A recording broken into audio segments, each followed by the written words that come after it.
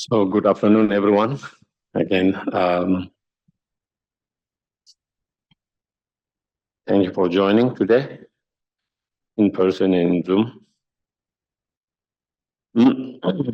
Again, we'll start as usual with a short mindful breathing exercise, followed by cultivating good intention, motivation for being here.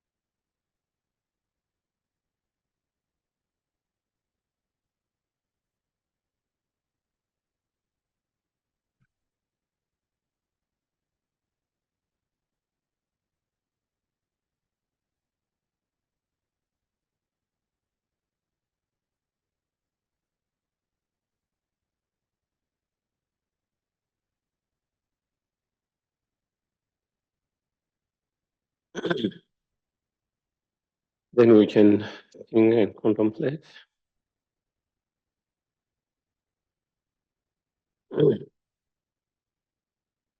Life is too short to get distracted to not so meaningful things.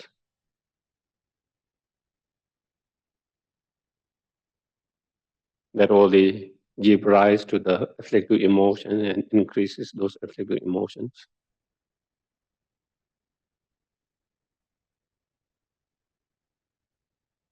That doesn't help us, that doesn't help others.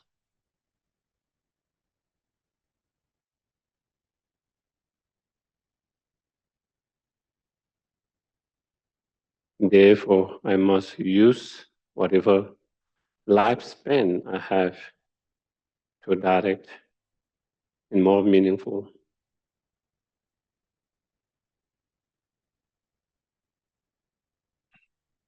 and towards higher and better purpose.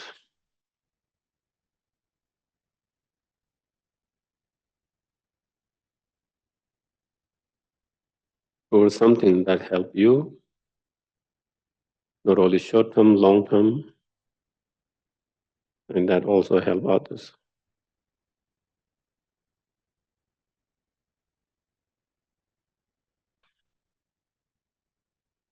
And that means practicing Dharma as much as possible. And practicing Dharma means reducing those afflictive emotions and trying to improve those positive state of mind.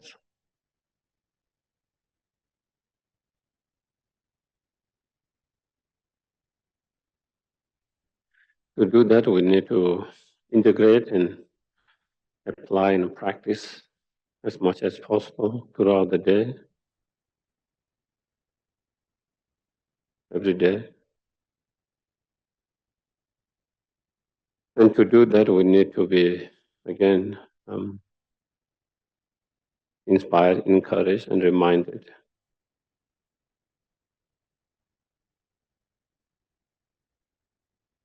And that is why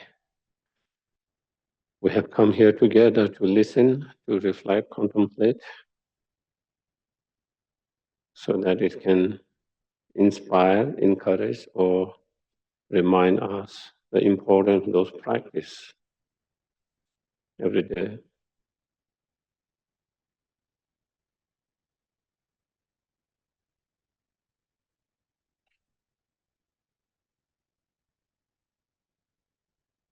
May us coming together to listen, to engage the discussion, reflection, contemplation. May all of this become cause and conditions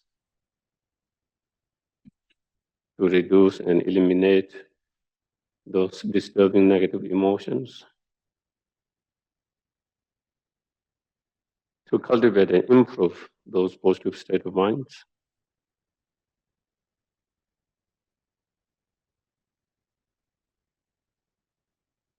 and to be able to achieve fully awakened state, so we can be greatest help and benefit to not only oneself but to all sentient beings.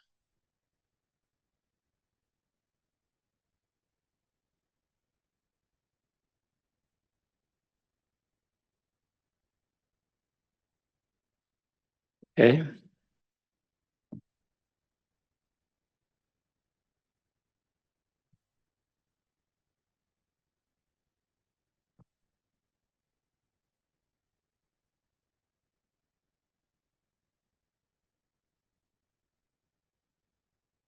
Founder, the endowed transcendent destroyer, the one gone beyond, the foe destroyer, the completely perfected, fully awakened being, perfect knowledge and in good conduct, Sagata, know the world, supreme guide of human beings to be tamed, teacher of gods and human beings, you, the completely and fully awakened one, the endowed transcendent destroyer, the glorious conqueror, subduer from the Shakya clan, I prostrate, make offerings, and go for refuge.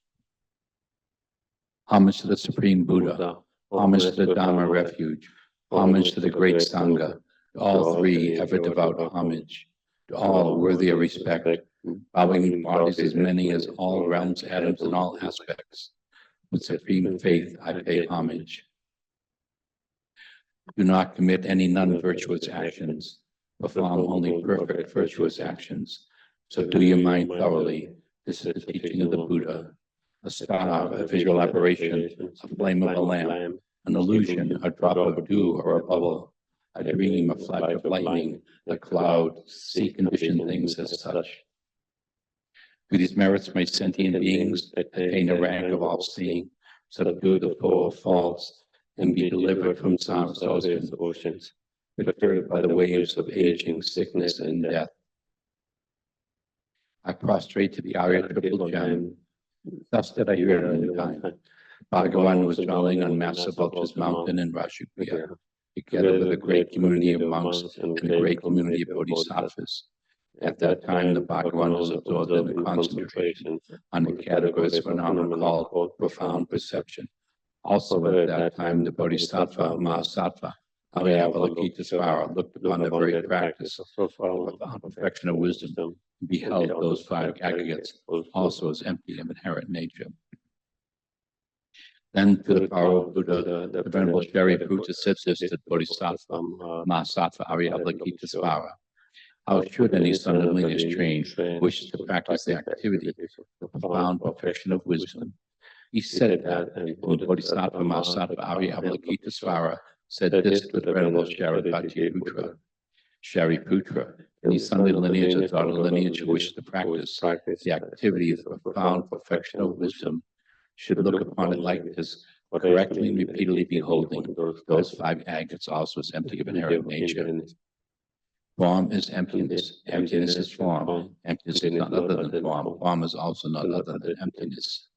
In the same way, feeling, discrimination, compositional factors, and consciousness are empty. Shariputra, likewise, all phenomena are emptiness, without characteristic, unproduced, unceased, stainless, not without stain, not deficient, not fulfilled. Shariputra, therefore, in emptiness, there is no form, no feeling, no discrimination, no compositional factors, no consciousness, no eye, no ear, no nose, no tongue, no body, no mind, no visual form, no sound, no odor, no taste, no object of touch, and no phenomenon. There is no I element and so not including no mind element and no mental consciousness element. There is no ignorance, no extinction of ignorance, and so on, up to and including no aging and death and no extinction of aging and death. Similarly, there's no suffering, origination, cessation, and path. There is no result of wisdom, no attainment, and also no non-attainment. Shariputra, therefore, because there is no attainment, Bodhisattvas rely and dwell on the perfection of wisdom, the mind without obscuration and without fear. Having completely passed beyond error, they reach the end point of Nirvana. All the Buddhas who dwell in the 3 times also manifestly completely awaken to unsurpassable, perfect, complete enlightenment in reliance on the perfection of wisdom. Therefore, the mantra of the perfection of wisdom, the mantra of great knowledge, the unsurpassed mantra, the mantra equal to the unequal, the mantra that thoroughly pacifies all suffering, should be known as truth, since it's not false. The mantra of the perfection of wisdom is declared. Kaya Om Gate Gate Paragate Parasamgate Bodhisattva. Shariputra, the Bodhisattva Mahasattva, should train in the profound perfection of wisdom like that.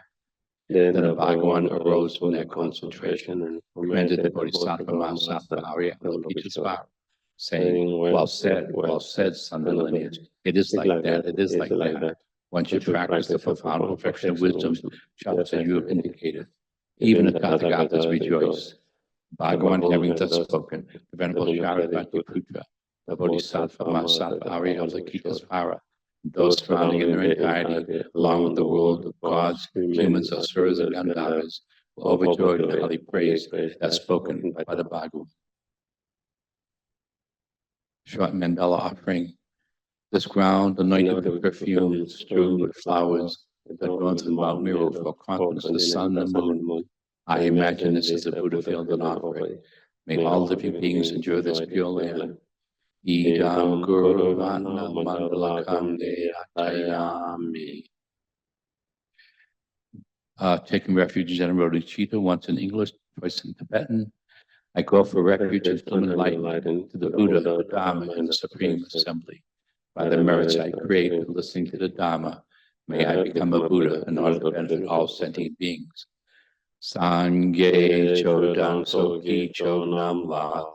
Jandu Padu Dagni Kapsuchi, Dagi Chonyengi Besonamgi, Rola Pinche Sange Drupa Sange Chodam Soki Chodam La, Jandu Padu Dagni Kapsuchi, Dagi Chonyengi Besonamgi, Rola Pinche Sange Drupa 이제 도전에서는 더 전제 방배제 담배션에 된제 부담될 라자서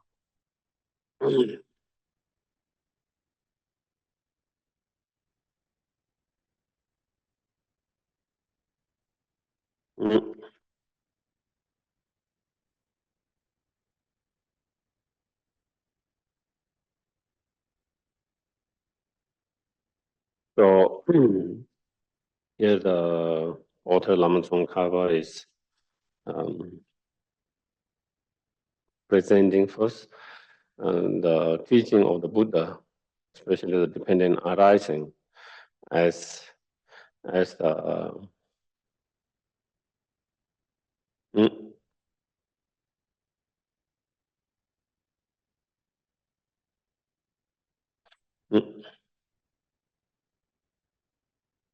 unequal, unmatched teachings. No other teachers of the past have explained that way, and after presenting that teachings as being unequal and unmatched, then also presenting the teacher who taught that as being unequal and unmatched or peerless teachers. So, and as part of that, in verse number 6, I think last week we've just finished verse number 5. Here is by grasping at it, the childish, how you pronounce? Childish or childish? Childish, strengthen bondage to the extreme views For the wise, this very fact is the doorway to cut free from the net of elaborations. So what it means is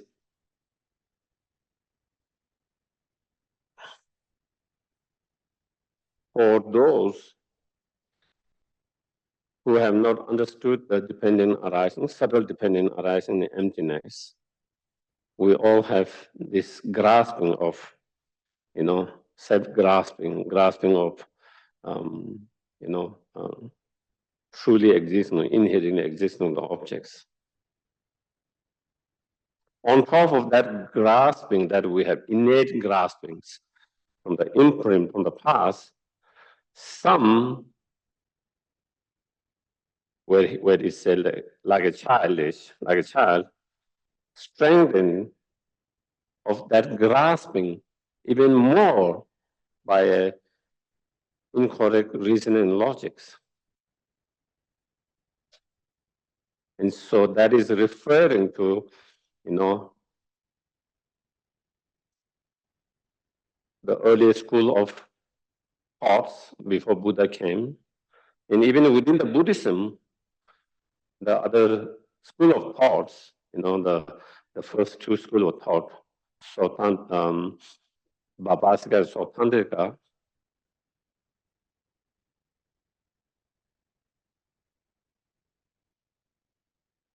they say all these conditioned phenomena exist truly because it's dependent arisings. Do you get it? They say it's dependent arising because it's a dependent arising, therefore it's truly existence. So with that kind of using that dependent arising as a reason and logic to establish something exists truly or from its own side. So when you have that, then even that grasping is even become strengthened, it become more stronger. And the reason why they say what they think is, they says,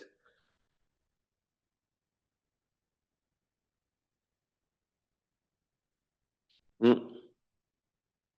seed has the potential to produce the result because of dependent arisings. Because of dependent arisings. And therefore, it's really, it's truly existing. There is something from its own side. That is why it is able to produce that. The seed in your mind cannot produce the same. The image of the seed or the seed in your mind cannot produce the plant, the fruit, the flowers. It doesn't have that potentials because the image of your seed in your mind or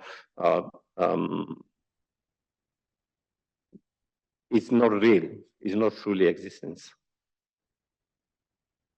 Do you get it? How they make, and they have good reasons, the way they make it. For us, sometimes that's how we also feel.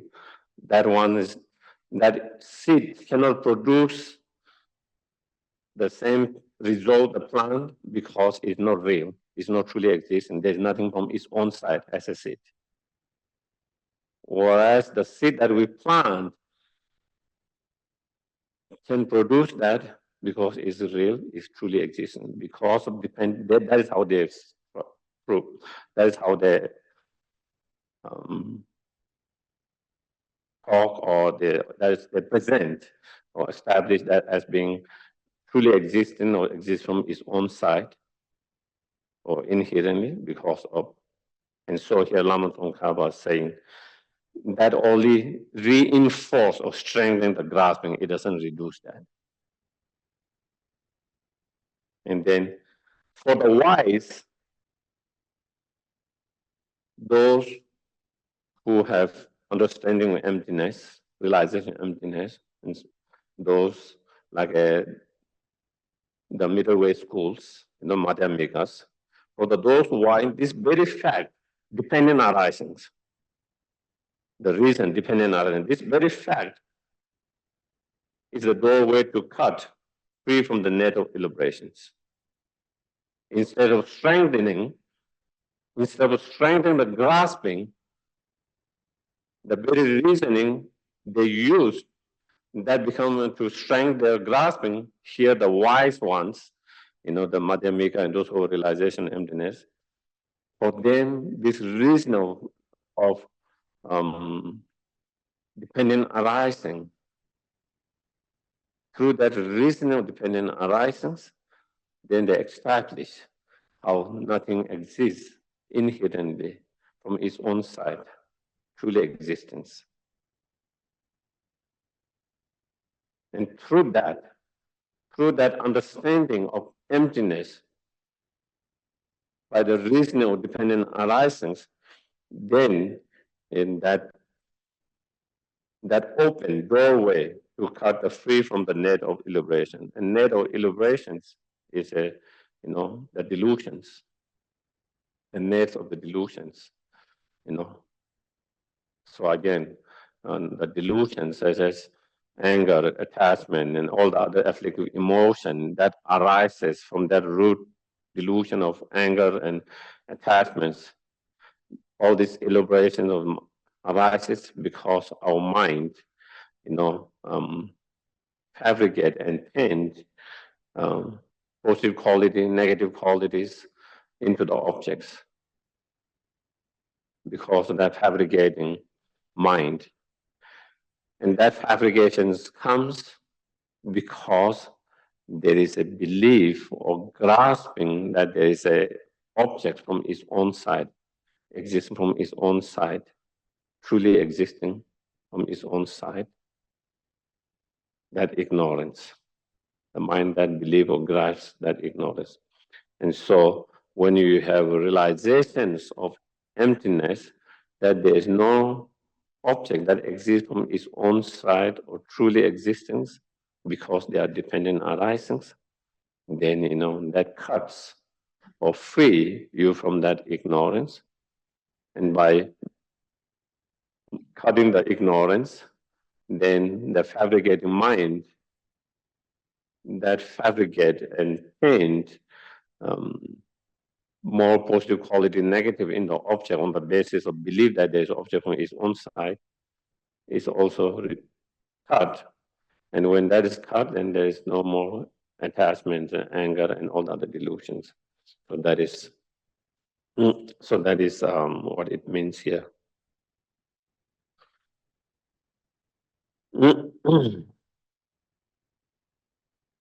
Since this teaching, verse number 7.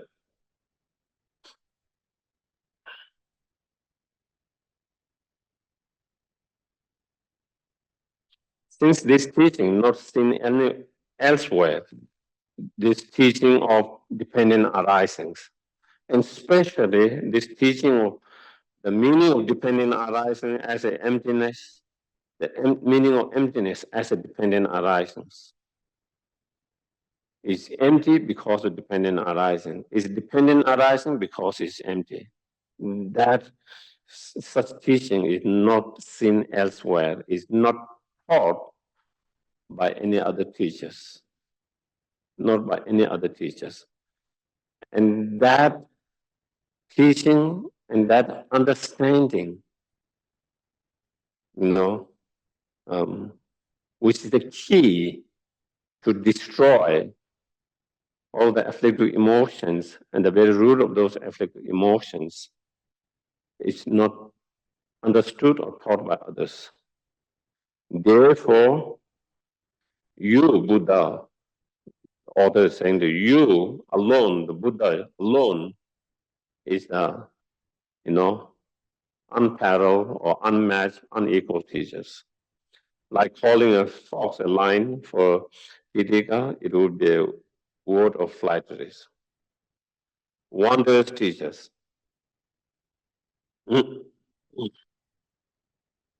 So here is saying,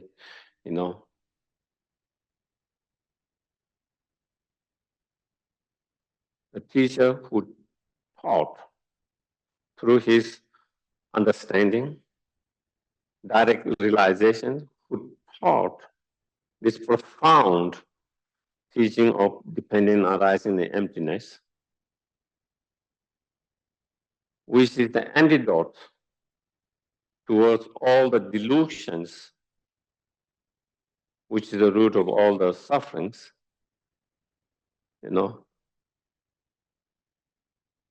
such teachings of dependent arising and emptiness is taught by you, the Buddha Shakyamuni. Therefore, you are wondrous teachers. Therefore, you are wondrous teachers.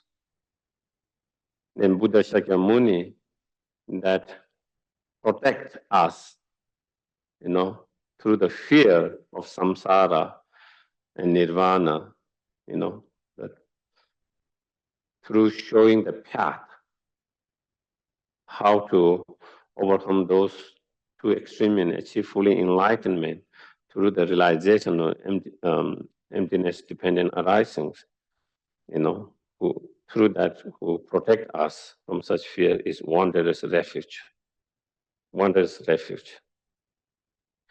Wondrous speaker, because or wondrous teachings, teacher, and he is speaker because, again, because you taught depending arisings as an emptiness as a dependent arisings. And through that understanding, how we can overcome the samsara and the sufferings. Wondrous speaker, wondrous saver. And because you show us how to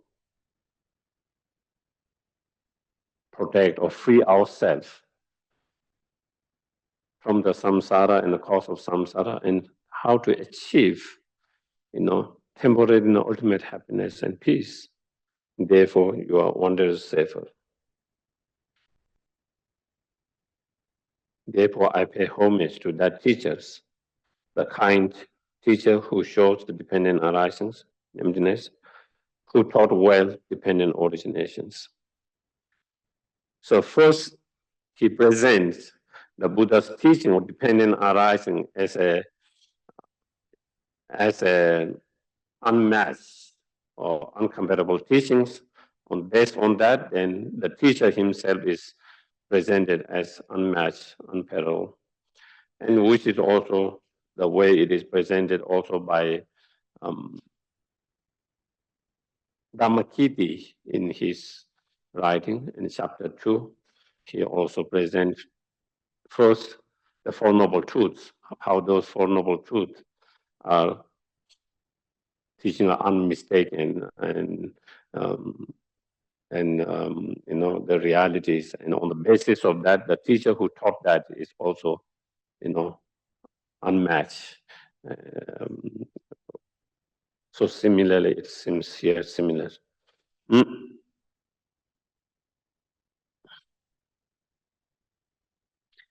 help heal sentient beings or benefactors, you have taught, so taking to the Buddha, that peerless reason to ascertain emptiness in the heart of the teachings.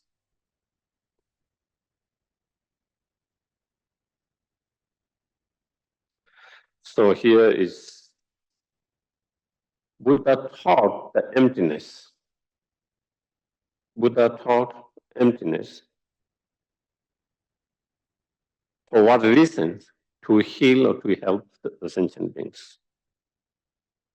Because correct understanding of emptiness is key to destroy the root of the sufferings permanently. And therefore, the emptiness, the reason Buddha taught emptiness is not to, kind of show that he has something special to show, something that no one can explain, that I have something to, not to show up or not to say, I discover something new. No one has discovered, but is to benefit and help the sentient, to heal or help sentient beings out of compassion.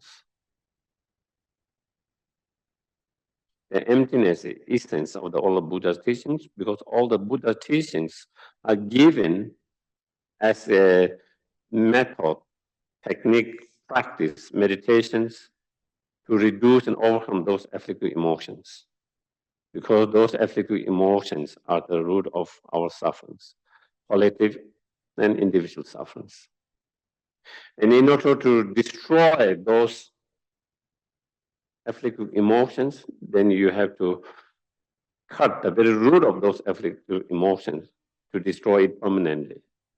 And to cut that very root of all the delusions, the ignorance, you need to have realization and emptiness. So all the teachings are directly, indirectly, somehow guided towards having a correct understanding, emptiness, and bodhicitta mind. And so therefore, and in order to ascertain emptiness, in order to have a direct realizations of the emptiness, then Buddha taught so many different reason and logics. Different reason and logic in order to have correct understanding of the emptiness. In the sutras as well as in the commentaries by Indian masters, you see, first establishing, the emptiness of the persons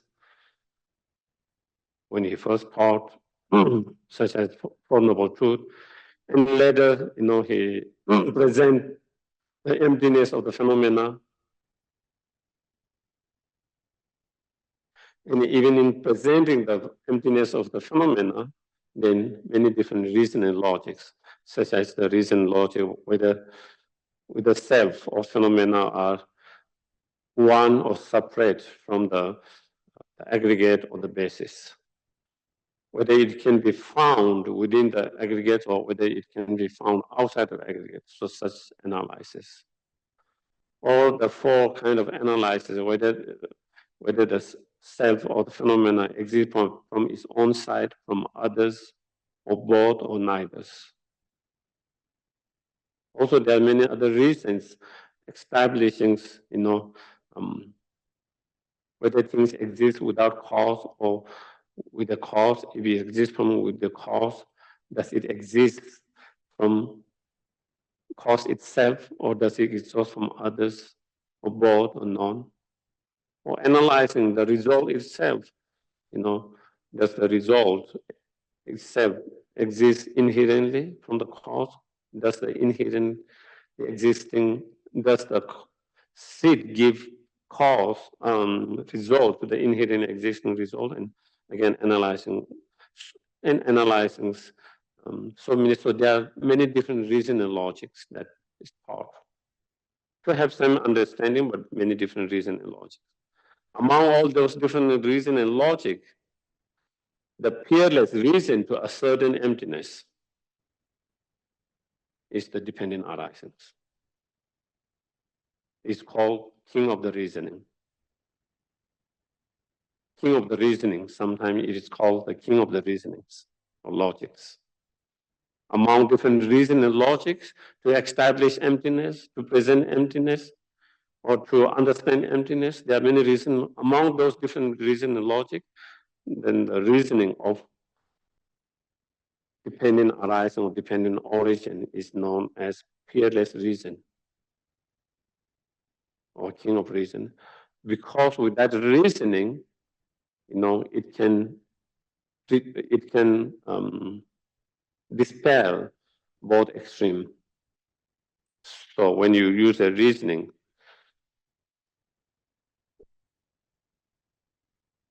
let's say the persons or any phenomena, the person is empty of inherent existence because it's dependent on arising. Okay? That's how we use reasoning. The persons or I do not exist inherently or from its own side because the reasoning is because it's dependent origin, because it's dependent arisings. So when you have understanding of that, when you understand,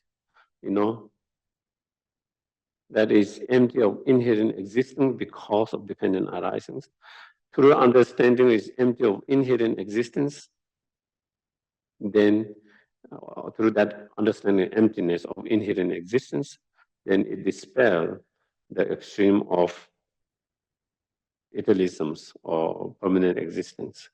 And when you understand that through the reasonable logic of dependent arisings, then you understand it doesn't mean it do not exist, that it exists, but in terms of dependent arisings. So then it dispels the stream of nihilisms. So through such reasonable logic, then it kind of clears both. And so that is why it is called peerless, or the king of reasons. And that is what here again is the Buddha, you taught that. This way of dependent origins, verse number 10, those who perceive is as contradictory or as unestablished, how can they comprehend your systems? So again,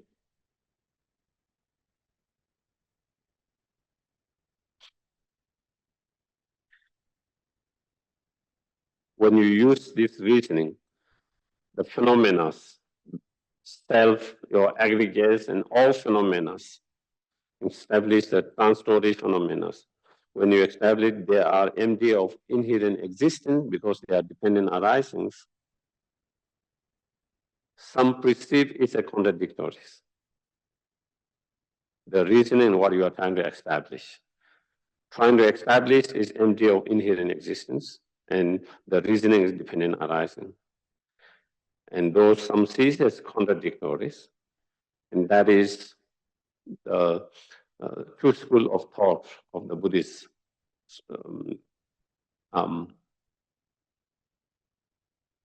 Bhavasika Sokandrika, as I mentioned before, one of the verse, is contradictory because if it's something dependent arising, then it should be inherently existing for them. It should be truly existing. It should be existing its own side. Do you get it? Do you remember we just talked about those childish who strengthen their grasping because of that reason of dependent arising? That is how they establish. They say things exist truly or inherently from its own side because they are dependent arisings. So when you say it's empty of truly existing because dependent arising, for them, they see as contradictions, the reasoning as contradictions to establish that. Are we clear?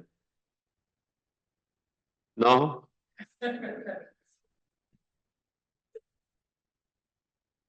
Say it again. Yeah. Did I say it? Yeah. No, I'm joking. Here, the phenomena, when you use reasoning, the Madhyamika, they use reasonings, the phenomena are empty of inherent existence. Why? The reason because they are dependent arisings. Okay. They are empty of inherent existence or truly existing because of dependent arising. But that cannot be established like the true school of the thought, Bhavasika Sotandega. If something is dependent arising, it has to be truly existence, not empty of truly existence. It has to be existing its own side, is not empty of existing its own side or truly existing, but it has to be actually existing its own side, truly existence. Do you get it? And we explained for them, as I mentioned before, the seed, I give the example, for them, the seed is truly existence, and it has potential to produce the result.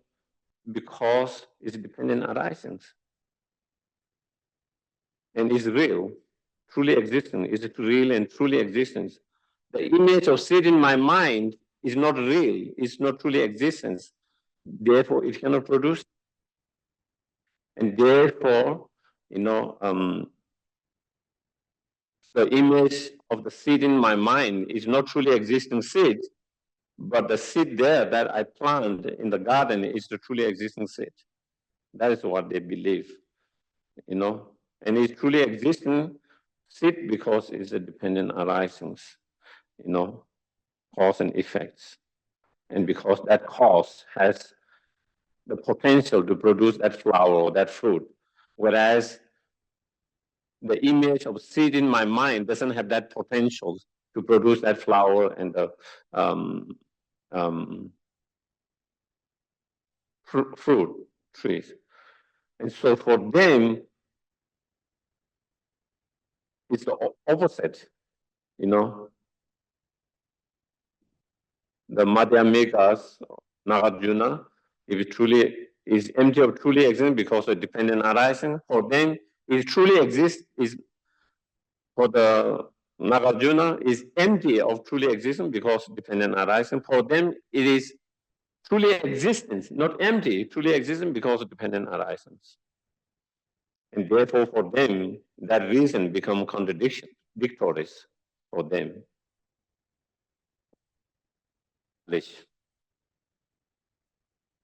Unestablished is those school of thoughts that came before Buddhism, where some of the schools believe, things exist randomly. There's no cause for that. And some schools believe there's a permanent cause, permanent creator God. And some of them, they believe, there is a almighty, powerful God that thinks or that has the mind to create, and through that is created. And therefore, they don't believe, as we mentioned last time, not about when you go to the very root of that existence or creation, then if you go to the very root, then they don't believe it is cause and dependent arising because there was cause before that. Impermanent cause, before that. And so therefore, when you say it is empty of truly existing because it's a dependent arising, for them that reasoning is unestablished because they don't believe it's a dependent arising.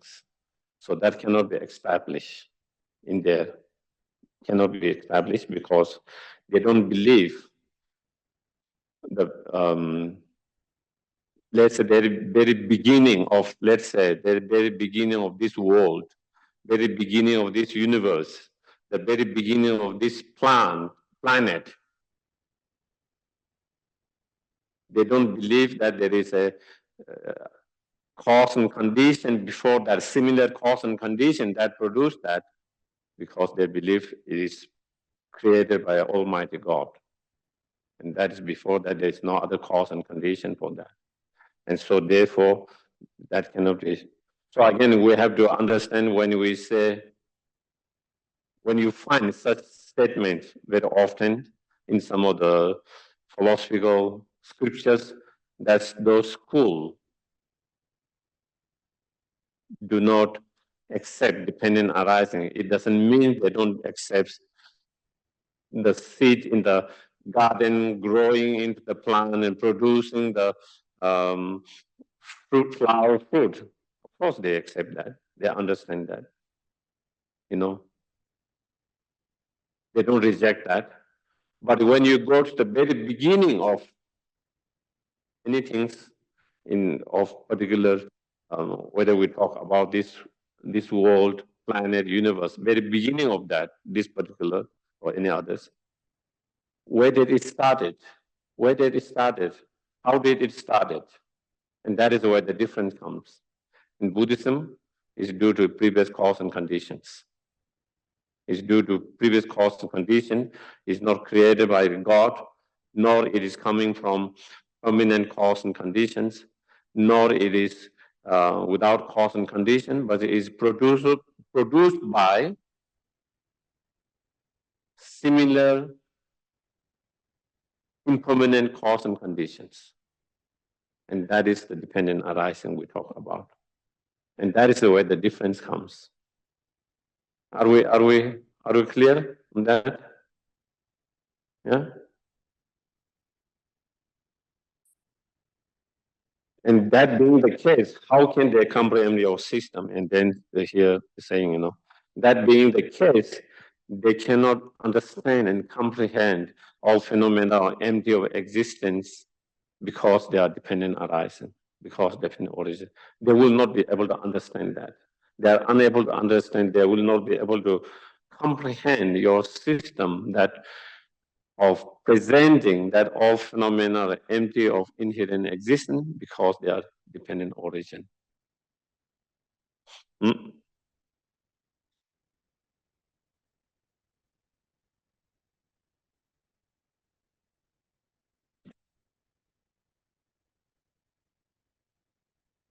then here again, presenting the emptiness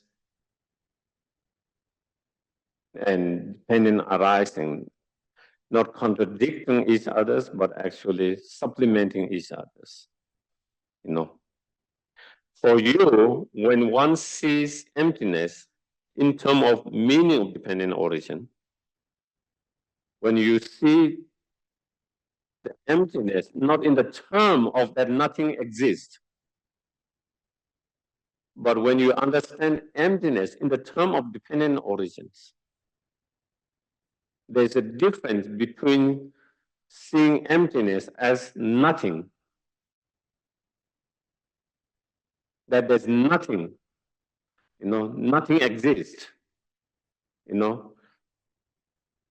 If you understand from that term, then you fall into the one extreme of nihilism. But when you understand emptiness in the term of meaning of dependent origin, because it is dependent origin, therefore it is emptiness.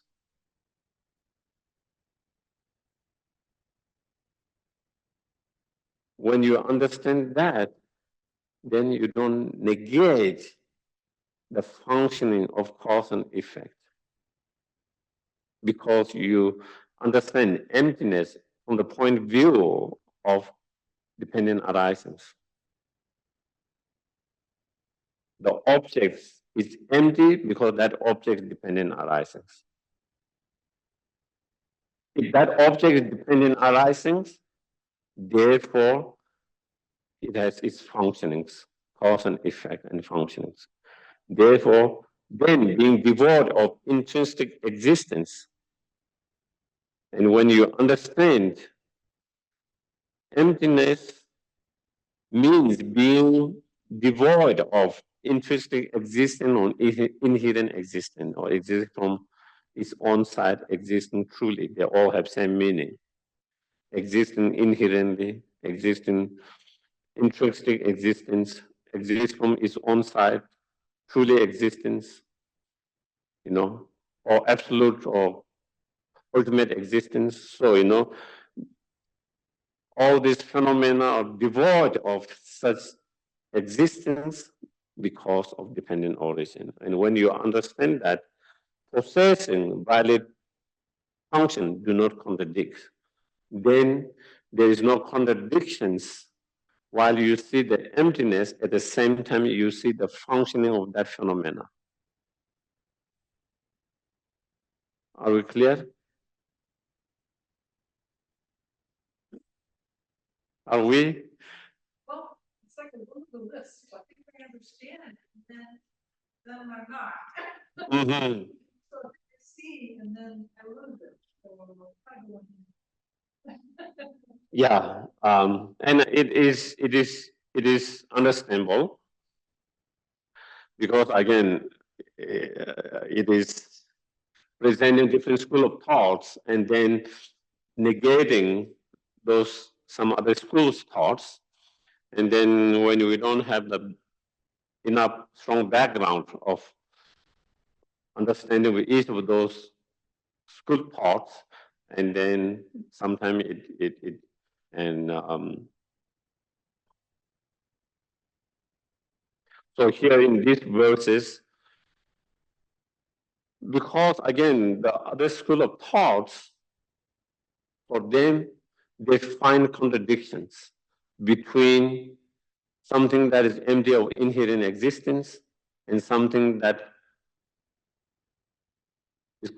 is dependent origin or having the functioning of cause and effect.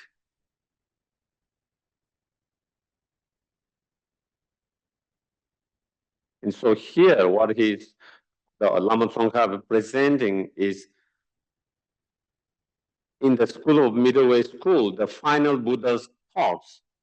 Of course, Buddha gave different teachings according to different sentient beings, their needs and their mental predisposition and so forth.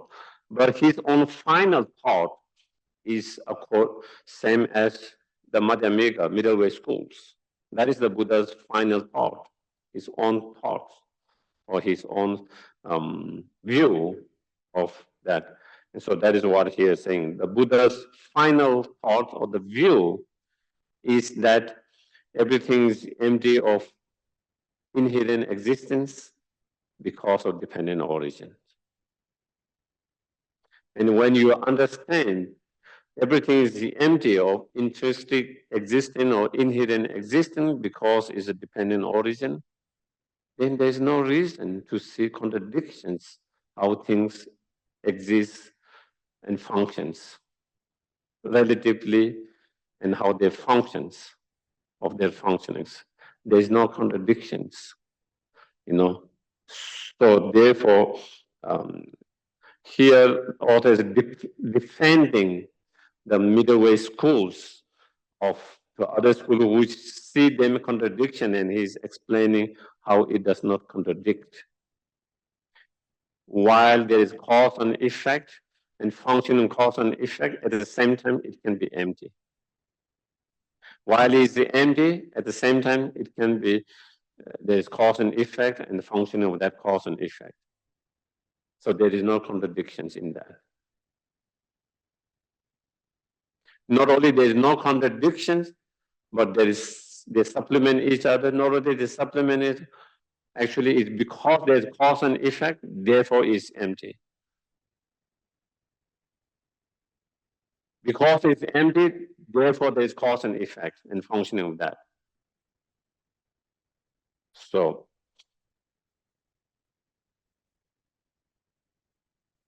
whereas when one sees the opposite, that means when you see the emptiness, then you cannot see the law of cause and effect and functioning.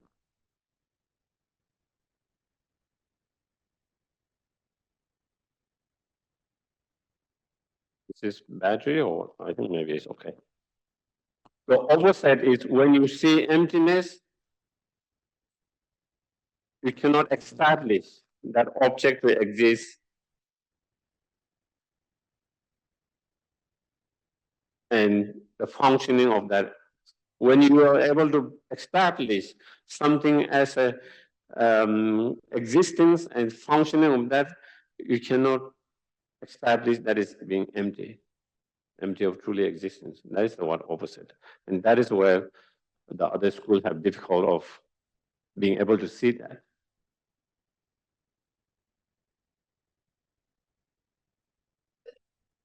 That is where they have difficult. When they see something is, when they see something exists and it is able to function, so there is cause and effect, then they say, how can it be empty of inherent existence? Do you get it? They say, how can it be empty of existence if it exists and it can function?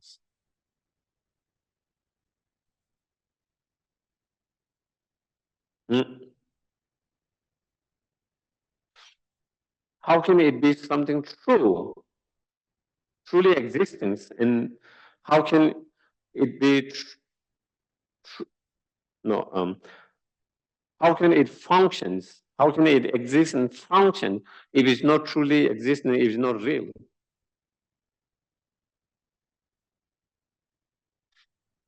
Do you get it?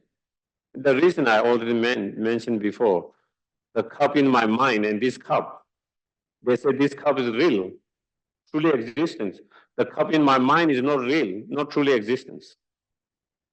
Do you get it?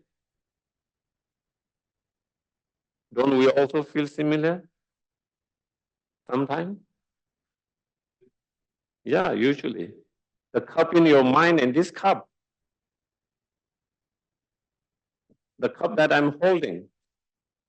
When I say this cup, I say it's a real cup, truly cup. The cup in my mind, I feel is not truly cup. It's not real cup because it doesn't function, the cup's functioning. It cannot hold the water or whatever liquid. So that is their reasoning. They have certain reason, good reason to feel that way. It's not like they are kind of stupid and then,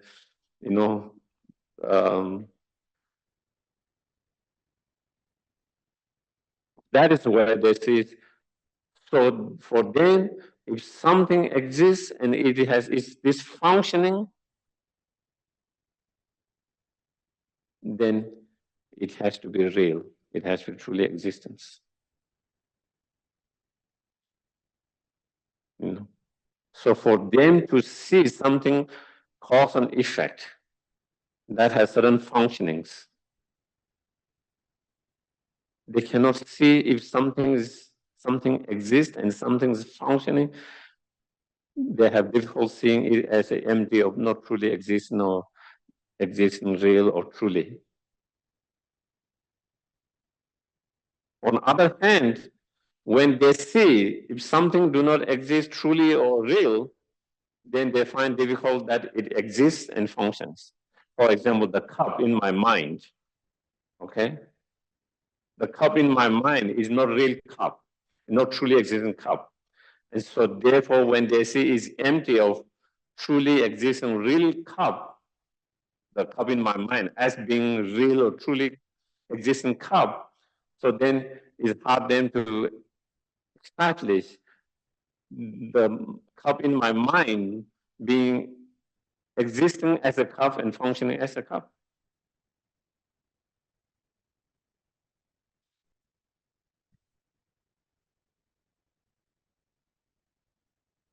And that is where I think it comes to very subtleties. That is where it comes to subtleties. That is why understanding dependent arising from the subtlety is not easy.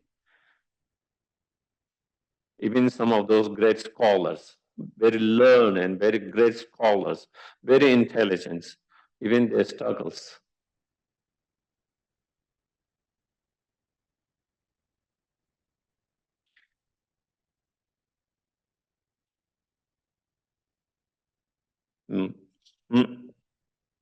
And that is where also the studying of those different schools of thought help us, because then we begin to see the differences in subtleties. And as we understand, then we begin to see, the presentations of dependent arisings of the earlier schools and later schools become more subtle and subtle. And that lead to help to understand the more subtle emptiness or selflessness. So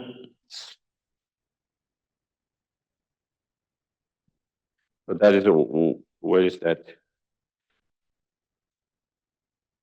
Whereas when you see the opposite, since there can be no functioning in emptiness, when you see the emptiness, you cannot see the functionings of that phenomena.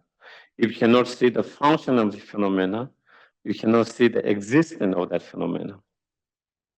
For any phenomena to exist, it should be able to function, whatever that phenomena is. If that cup cannot function as a cup, it's no more cup. The cup will not exist.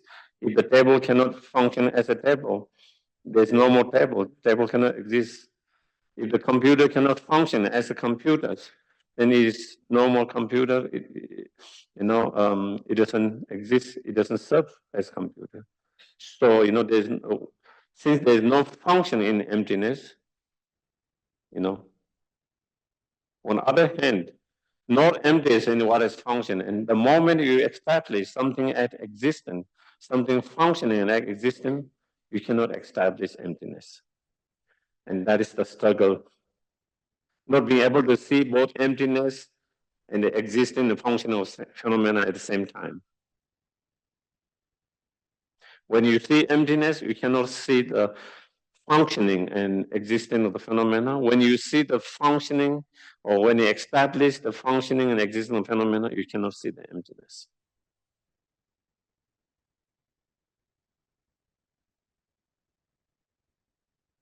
But when we understand the subtle dependent arising as is presented by the Buddhas as final thought and presented by the Nagarjuna and all of them, then you wouldn't have that struggles.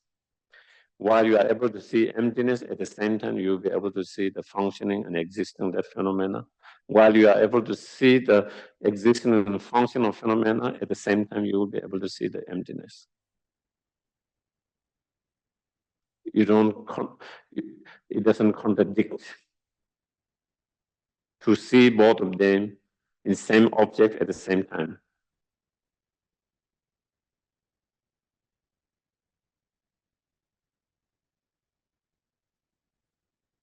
And because you see emptiness, you don't have grasping to the objects. You lose the grasping to the object. You untighten your grasping to the object because you see existing and functioning or dependent arising. You don't fall into nihilism saying there's nothing and I can do whatever. There's no consequences for the actions. So therefore, while you see there's consequences for our actions, because there is the existence, there's certain functioning of that at the same time. While you see that at the same time, you are able to see the emptiness.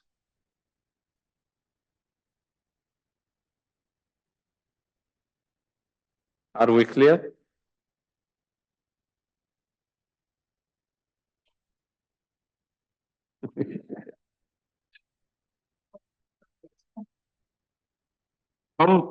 Conflict subject important and is subtle. As I said, is subtle.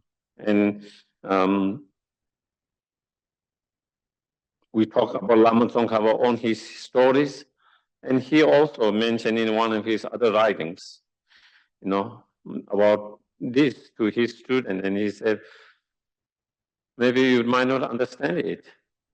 And because he himself has gone through that struggle himself, he also finds contradictions of that two things, not being able to see both at the same time. But again, with purification, accumulation, merit, Guru Yoga continued to study, continued to meditate, and then he was able to break that blockage. And when he was able to break that blockage, and when he had that realization, that inspired and gave him a lot of incredible devotion, faith to Buddha that he had never felt before. And that's when he started writing this.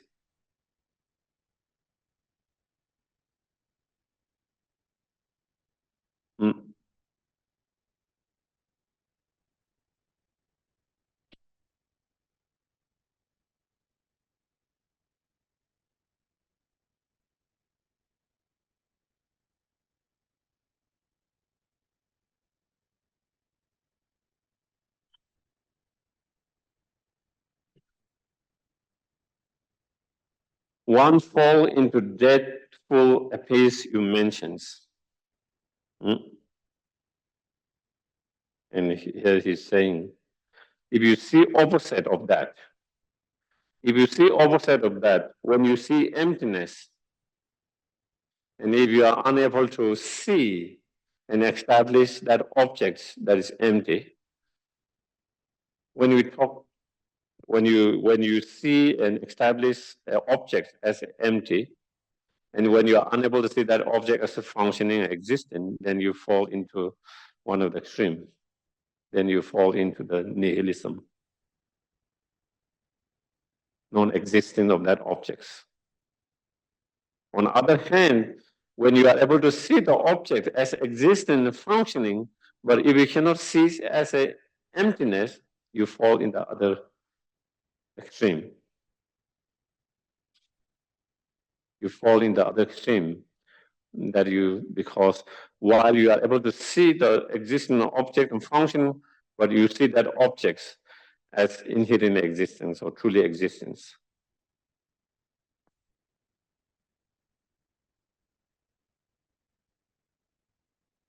And that fall in the other extremes, eternalisms. And that is where you fall in one of those extremes.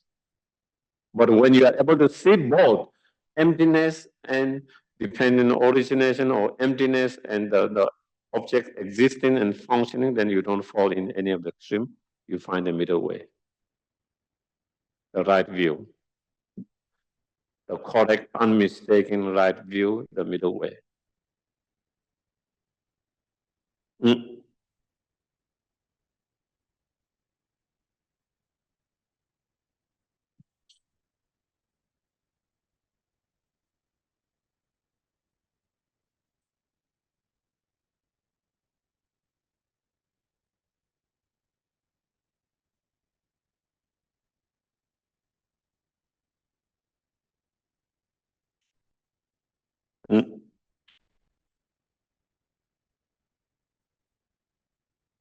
And that is where the subtle dependent arising comes, as I mentioned before. Even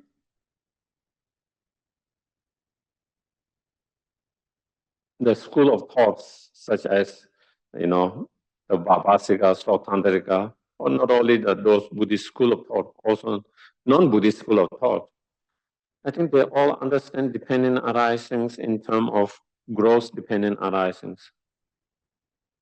You plant something with the right rain and everything conditions, it grows.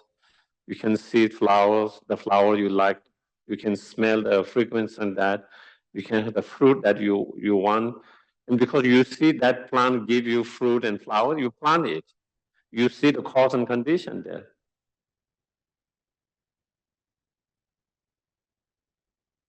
You don't have to be so smart to see that, so intellectual to see that, to understand that. You don't have to be a great scholar or philosopher to see that.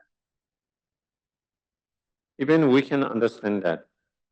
To some extent, I said, even the animal understand that. They might not be able to use the term cause and effect, but in meaning they understand. When they cross the rivers, when the current is strong, some of them, they know the current will carry them there. So if they want to reach here, instead of trying to cross straight, they will go up, then they cross. That is how they do, some of them, they know that. And they know, if I eat this and that, I will get sick. They try to avoid that. If I eat this and that, I can recover. Sometimes they find a medicine themselves, cure themselves in the plant, and they cure themselves in that way. They know if they hide in a certain place, they will be protected from the predators, and they find a place to how to hide themselves, protect themselves, because they know if they are exposed, they can be in danger. So that kind of cause and effect also they understand to certain degrees.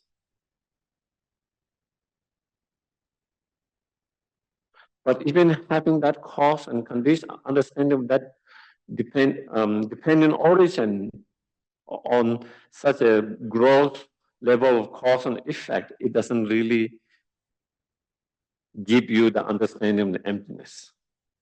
It helps to guide, to lead towards that. But by just understanding that itself, it doesn't give you understanding emptiness. Just by understanding that, it does not help you to get rid of grasping or object inherent existence. Still, we are grasping inherent existence.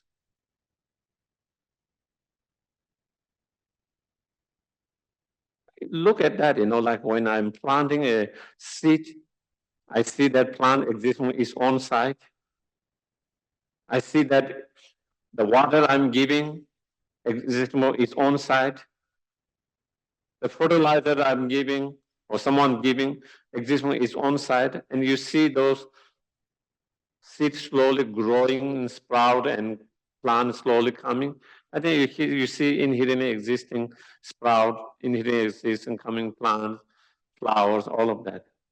So even you have dependent arising, cause and effect, and some gross level of dependent arising, still it doesn't cut that grasping of the objects as inherent existence. To destroy that subtle grasping of the objects as inherently existent, then you need to have much more deeper level of dependent arising. And that's where it is talking about. The subtle level of dependent arising. The most subtle level of dependent arising, when you have realization of most subtle level of dependent arising, then you will not fall into one of the extremes. And so we have to understand when we talk dependent origin or dependent arisings, we are not only just talking about the gross level of dependent arising or dependent origin, it's talking about more subtle level of dependent arising, dependent origin as well. Therefore, in your teaching, seeing dependent origination is held. Held. Held. Yeah. Held. What does that mean? Is it like praise?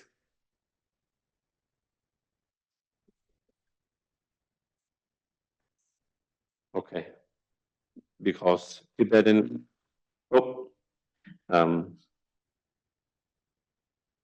and so therefore in your teachings, seeing dependent origin is praise or hell.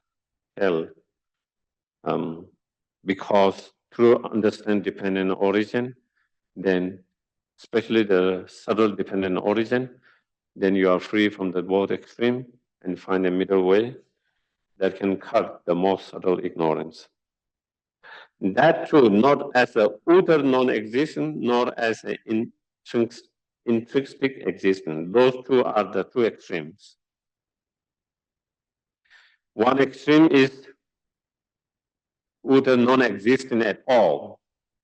The other extreme is that it exists intrinsic existence or inherent existence. And when you have understanding of subtle dependent originations, then you are free from both of them. Because you see is a dependent arising, dependent origin, therefore you see is not non-existent, you see it is existence. The way it exists is by dependent origin. If something is dependent origin, if something is dependent on other factors, then that shows it is existence. And it is functioning, so therefore is dependent arising, therefore is not non-existent, with a non-existent. Because it is dependent arising, is not intrinsic existence. Because something which is intrinsic existence, then it means it can exist by itself. By itself from its own side, its own power, without depending on other conditions, other factors. And therefore, since it's a dependent arisings or origin, that means it's dependent on other factors and conditions. Something that is dependent on other factors and conditions, how can that be, exist from its own side by itself? or intrinsic existence. Mm.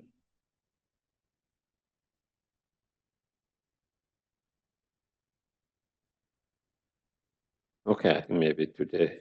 If there's any questions, I can take.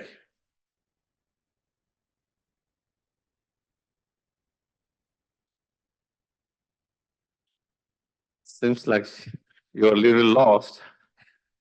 Are there any questions on Zoom? Okay. And again, maybe sometime you might have to listen again.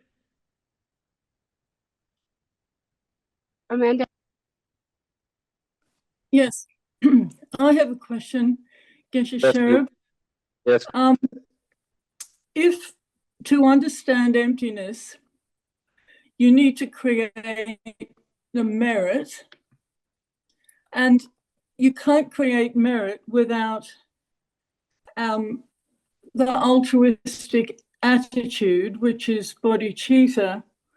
So does that mean that you can't understand emptiness without bodhicitta? Well, no. You can have understanding of emptiness or realization of emptiness even before bodhicitta. Accumulating merit, of course, the practice of bodhicitta is very powerful way to accumulate merit. But it is not only the way to accumulate merit. There are so many different practices of accumulating merit. You know, making offerings, frustrating and paying homage, you know, reciting the sutras, you know,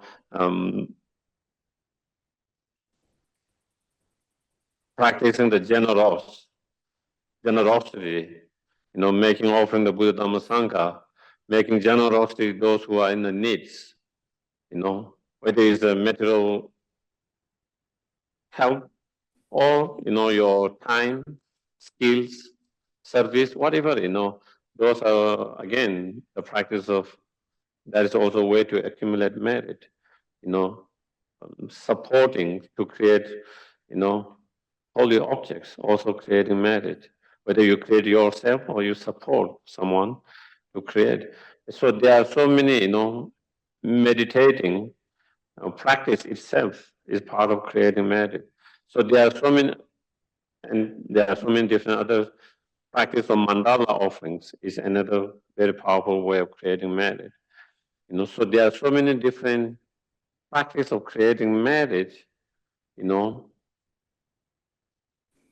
even before we have realization of bodhicitta, loving kindness, true loving kindness, compassion, bodhicitta mind. So therefore, it doesn't mean that we cannot create merit if we don't have the bodhicitta mind. You know, yeah. Of course, if we have the bodhicitta mind, and with that bodhicitta mind, whatever practice we do, the merit we create will be, you know, numberless, incredible, you know. But even without bodhicitta, we can still create merit. So there are many different ways to create merit. Geshe Sherab? Yeah. May I ask a follow-up question? Mm-hmm. Those things that you described, like prostrations and mandala offering, I was thinking that those are just worldly dharma without the altruistic attitude to some extent. So I think that's maybe what I was trying to say. I don't mean the final standing of bodhicitta, but I don't know, it just seems to be really tightly connected. Mm-hmm. No, even without bodhicitta, it doesn't become a worldly concern. It depends on your motivations.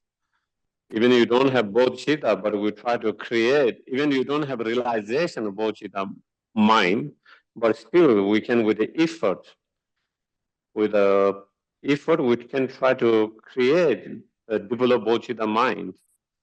And even we don't have bodhicitta mind, you know, even if we have the motivations to achieve liberation, or even if we have motivations, even inferior motivations to have a better condition in the future to practice Dharma, even those with those motivation, if you practice any of them, it's not worldly concern. Worldly concern is when your motivation is purely for this life well-beings, nothing more than that. When your motivation to practice whatever you are practicing is only solely for your own well-being of this life, then it becomes worldly Dharma, worldly concerns.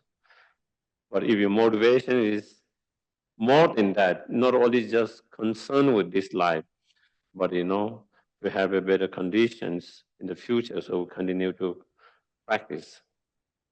And more than, even better than that, to free from the samsara, the motivation to free from samsara.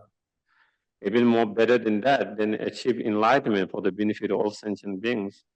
Both the motivation, and again, those all can become a dharma. It doesn't become a worldly dharma. Thank you. Okay. Any others?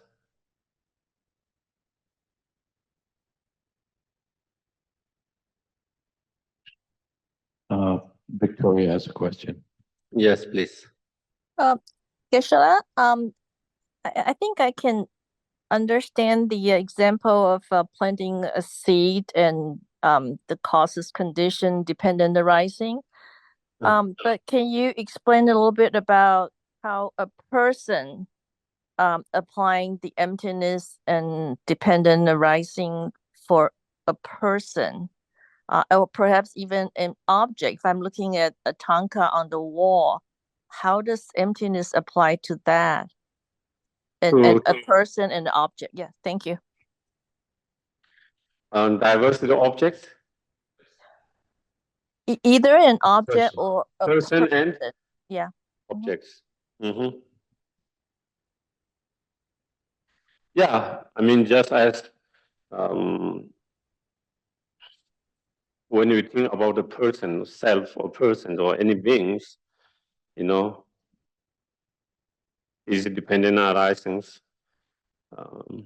is not inherently existence or empty of inherence because it's dependent arising. Is dependent arising because it's dependent on their aggregate. Without the aggregate, there's no persons. If you take away your physical body, your feelings, your thoughts, and different minds that we have, consciousness. If we take all of it, there's no more persons. There's no more you. So we are very much dependent on the aggregates, and which aggregate are also dependent on other causes and conditions and factors. And so when you think in that way, again, the person also is dependent arisings, because the person cannot exist by itself without depending on its aggregates. And those aggregates cannot exist by itself without depending on many other conditions and factors. And so therefore, and that is the same with all the objects. Every object, all the objects. Every object is made out of many different parts or basis of the parts that make that objects. And is depending on those parts and those bases that make that objects. If you take away those parts and the basis, then there's no more objects to function as that objects. So that objects is dependent on the parts, particles, or the basis that make that objects and to function as that objects. So therefore, again, it's dependent on other its parts and the basis, and that apply to the person, the mind, and all the other objects, everything's, and also it's dependent in terms of the mind, the thought, the observer, coming together of those parts or on the basis of coming together of those parts, and then it has certain functioning on the basis of those parts coming having certain functionings. And there is the mind that perceives that and label or impute that objects and that is how that objects exists as that objects. And that is how we relate with that objects as that object after that. And so therefore, if we, then again, it is very much dependent on the mind that impute a level or the observer, the mind. And I think again, I think from what I have, read and watch or listens from the little bit of that I've listened from the quantum physics. There seems to have similar theory as well. The observers, depending on the observer, whether that objects become wave or matters, it depends on the observer and so forth. So again, the matter doesn't exist as a matter by itself without depending on observer. The wave cannot exist as a wave without depending on the observers. If it can exist from its own side as a wave, as a matter, whether there's an observer or not, it will always be wave. It is always matter, and that. But depending on observer, that seems to change, and so depending on observer, similarly depending on the mind that impute, and so it's depending on the mind that the observer mind that impute and label and so on. Okay. Okay, and we can do the dedications. Okay, let's do the dedications. Look to the merits of these virtuous actions that quickly attain the state of a Guru Buddha and lead all living beings without exception into that enlightened state.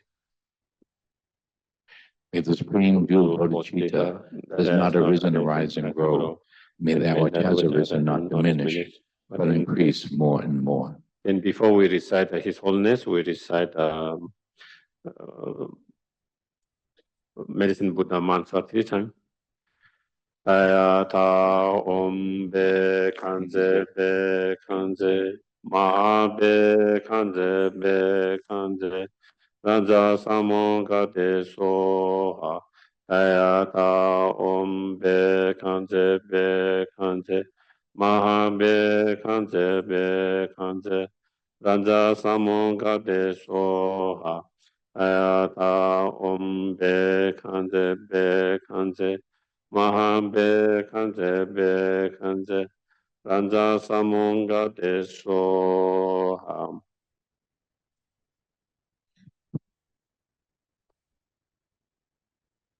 Long life prayer for His Holiness the Dalai Lama.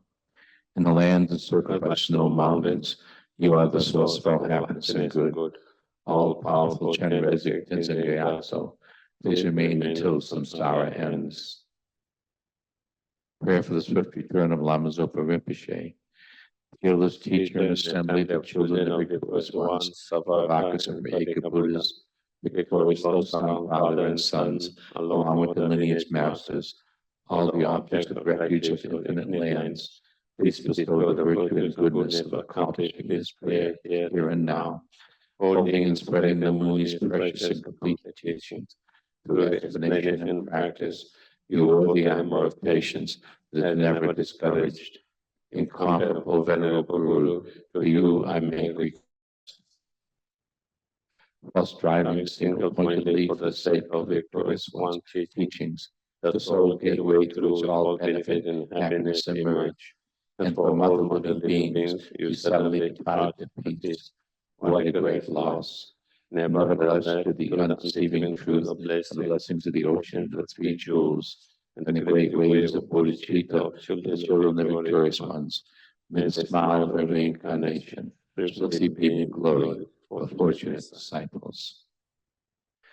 Thank you very much, everyone. Thank you. And again, I think sometimes it is nice that we get a little bit confused. Sometimes I think we think we know everything, and then when we go a little bit kind of detailed in some text scriptures, then we begin to say, oh, maybe I haven't understood. So it helped us to be a little bit more grounded, humble, and also it helped us to inspire to study more. You know, even myself, having studied more than 50 years since very young, with all, still sometimes I struggle with certain subject and topic, and I still have an interest to understand that and from wherever, and so that it give you. Otherwise, we know everything, so I don't need to study. I don't need to learn. Yeah. Okay, thank you. Well, thank you. Bye.